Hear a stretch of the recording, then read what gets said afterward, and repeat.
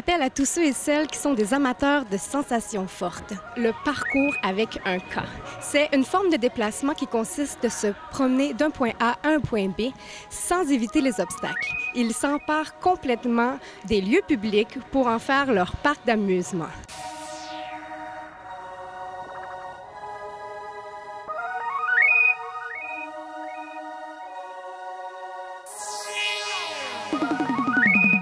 Ça fait combien de temps que votre école existe?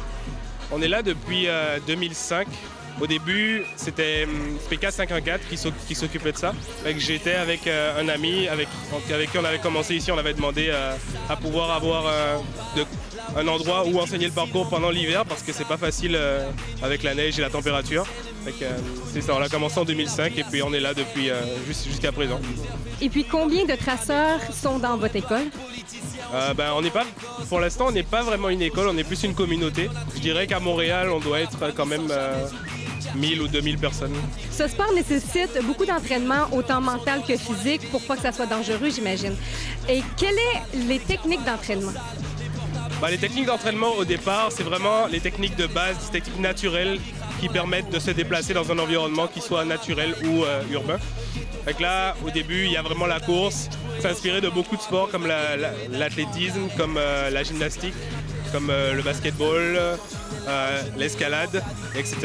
Puis, c'est pas mal des mouvements simples, des mouvements naturels pour l'homme. Et au fur et à mesure, on apprend des techniques plus évoluées pour apprendre à se déplacer un peu plus rapidement. Est-ce qu'il y a des termes, des noms que vous donnez aux mouvements que vous faites? Au début, oui, quand on commence, il faut vraiment pouvoir donner des images à ce qu'on fait. Il y a des sauts comme des sauts de chat, des sauts de fond, des sauts de précision, sauts de détente, des passe-murailles, des sauts à pied, c'est pas mal ça. La plupart, ce sont des sauts, vraiment. Je me demandais, quand vous faites un parcours, est-ce que le parcours est déjà prédéterminé? Là, généralement, c'est un moyen de locomotion. C'est comme prendre sa voiture pour se rendre chez soi ou se rendre au travail. On utilise l'environnement pour se déplacer. On n'a pas vraiment en tête un mouvement qu'on va faire. On se déplace et on agit en fonction de ce qu'on a devant nous. C'est comme l'instinct animal, en fait.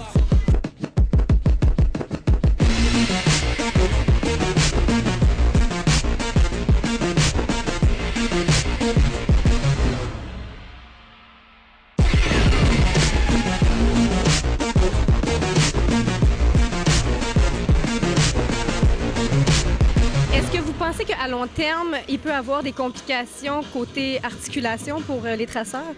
Généralement, ce qu'on fait, si on suit un entraînement correct et qu'on fait très attention et qu'on a vraiment une conscience des choses, généralement, les blessures sont très rares, je vais dire.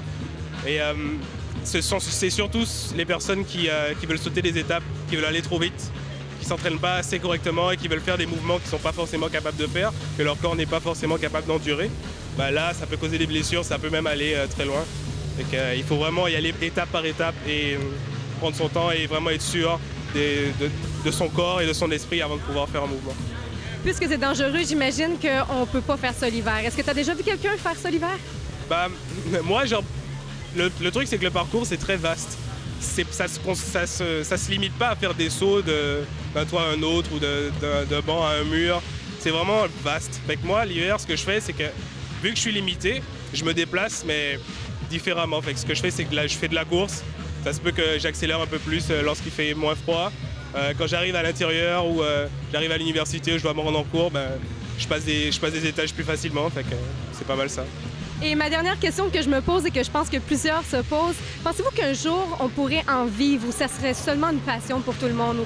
Il y en a qui en vivent déjà, mais ça, c'est une question de choix après, moi, je dis. Moi, ce que je fais, c'est que je le fais pour le plaisir. Après, moi, je dis advienne que pourra. Mais comment on peut en vivre? Tout dépend des gens, tout dépend de la mentalité. Certains prennent ça pour des entraînements, qu'ils deviennent entraîneurs. Il y en a qui prennent ça pour le show, qu'ils commencent à aller dans les films, dans les comédies, etc. Et ça peut être très vaste. C'est vraiment un outil multifonction.